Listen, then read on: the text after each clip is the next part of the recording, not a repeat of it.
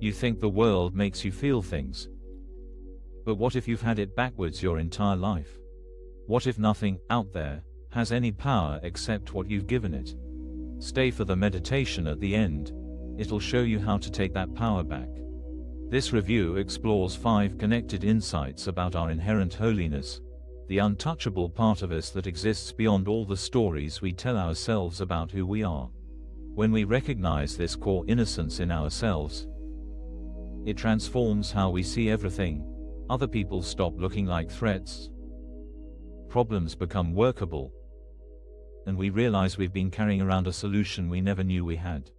Imagine you've been wearing deeply tinted sunglasses your entire life without knowing it. Everything looks dim, threatening, or hostile because that's the lens you're looking through. But the glasses aren't welded to your face, you just forgot you could take them off. The world was never actually dark. You've been filtering it through the belief that something is fundamentally wrong with you. You realize you've been seeing yourself as fundamentally flawed, that voice that says you're not smart enough, lovable enough, successful enough. It's been there so long you forgot it was optional. It whispers in meetings when you're about to speak. It scrolls through your phone comparing your life to everyone else's highlight reel. It sits with you at 3 a.m. rehearsing conversations that went wrong 5 years ago.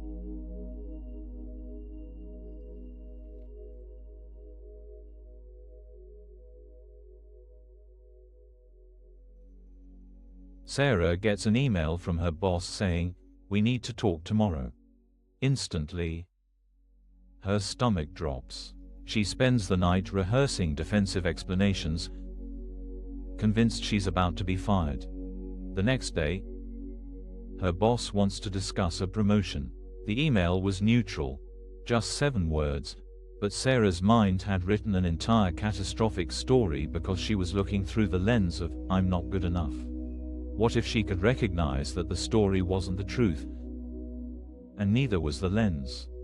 This is what we do. We take neutral events, a text that doesn't include an emoji, someone not responding immediately, a change in routine, and we run them through our personal filter of inadequacy. Then we react to the story we created, not to what actually happened. You notice how this self-judgment becomes the filter for everything else. Other people become threats to your already fragile worth. When you believe you're fundamentally lacking, everyone else becomes either proof of your inadequacy or a potential source of the approval you desperately need. Your coworker's success feels like your failure. Your partner's bad mood must be about something you did wrong. Even strangers on the street seem to be judging you. The glasses tint everything. Through them, neutral faces look disapproving. Simple requests sound like criticism. Opportunities feel like tests you're bound to fail.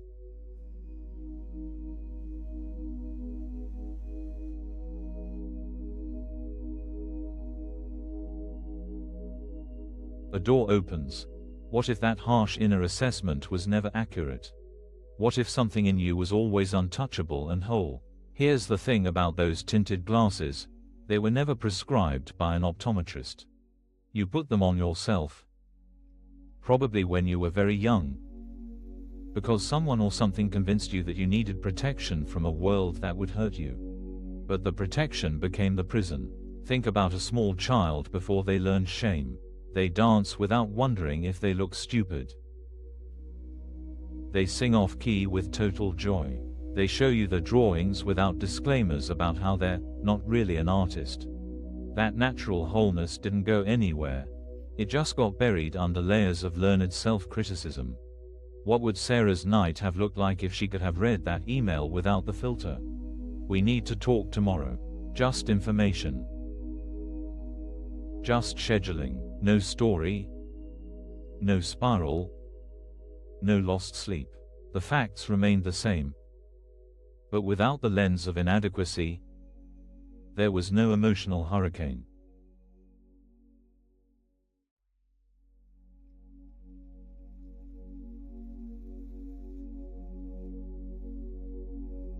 You glimpse how recognizing your own innocence would change everything. The world stops feeling like a courtroom where you're always on trial. When you stop prosecuting yourself internally, you stop assuming everyone else is building a case against you too. Remember Sarah the next morning, walking into that meeting. In one version, she's defensive, tense, already exhausted from the trial she conducted in her head all night. In another version, the one where she remembered her wholeness, she walks in curious, open, present. Same meeting, same boss, same conference room.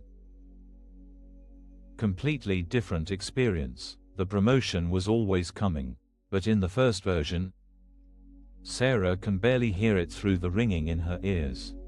In the second, she receives it fully, asks good questions, feels the recognition of work well done. The external situation is identical. The internal experience is transformed. You see how this wholeness naturally extends. When you stop defending against imaginary attacks, other people start looking less dangerous. It's like suddenly realizing everyone else has been wearing the same tinted glasses, creating their own stories, fighting their own imaginary battles.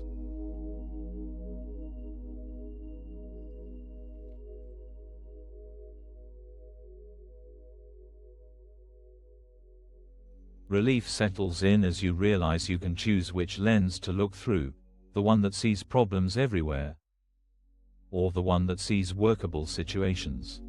The glasses aren't superglued on. They never were. Here's what changes when you remember your inherent wholeness. That critical voice loses its authority. It might still speak, old habits die hard, but now you hear it differently. It's like recognizing a con artist you once believed.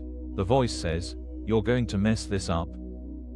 And instead of spiraling, you think, "Oh, there's that old story again."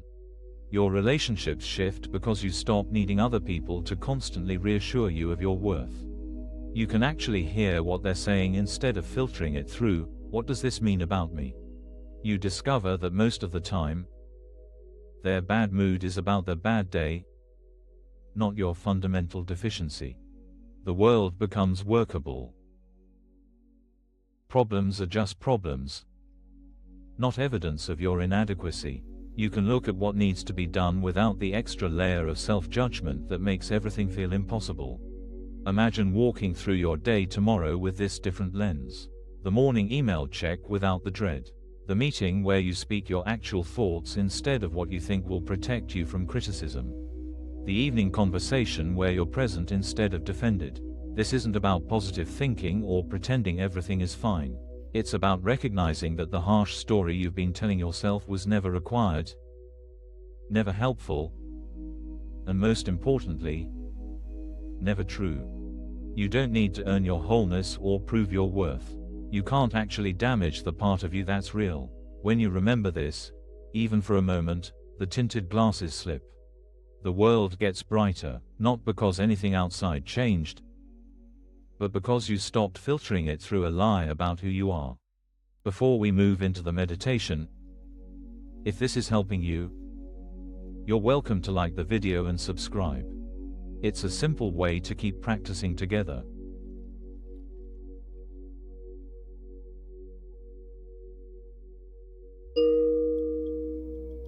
Find a comfortable position and let your body settle.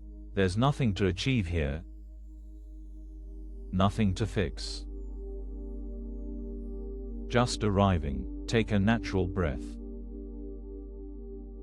Not forcing anything. Your body knows how to breathe. Notice if there's any bracing in your shoulders, your jaw, your belly. These are the places we armor ourselves against a world we think is harsh. You can let that softness return. The armor was never needed. Feel your feet on the ground or your body in the chair. This simple contact You're held. You've always been held. If thoughts arise about what you should be doing, what you haven't done, what might go wrong, just notice them. Like clouds passing. They're just weather patterns in the mind, not facts about who you are.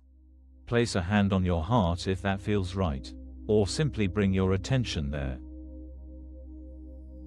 This is where your wholeness lives, not earned, not fragile. Just here. Breathe naturally. Nothing forced. Notice any stories trying to convince you that you're behind, lacking, not enough. You can watch them without believing them. Like old movies playing on a screen. Feel the space around those stories. The quiet that holds them. That quiet is truer than any story. Remember those tinted glasses we talked about. You might sense them now, that filter of self-judgment. You don't have to rip them off. Just notice they're there. Notice they're removable.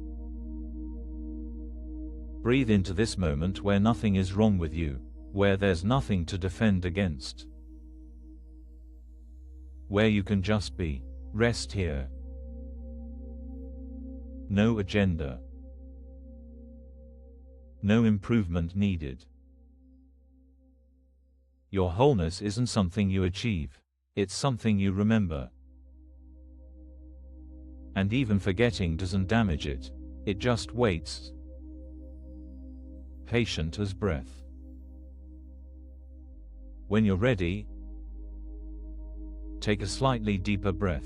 Feel your body here in this room, in this moment. You can open your eyes when it feels natural. Moving slowly, carrying this quiet recognition with you. The world might look a little different now, a little softer. That's what happens when you remember you don't need those harsh glasses anymore. We're glad you practiced with us today. If it's helpful, a free digital copy of A Course in Miracles is available via the link in the description. You're also welcome to leave a short comment like, "I am grateful. Thank you for spending this time with us, for being willing to look at these patterns with such honesty." The part of you that's always been whole is celebrating this recognition. Be gentle with yourself as you practice seeing without those old lenses. Until next time, remember, you've always had the power to choose which glasses you wear.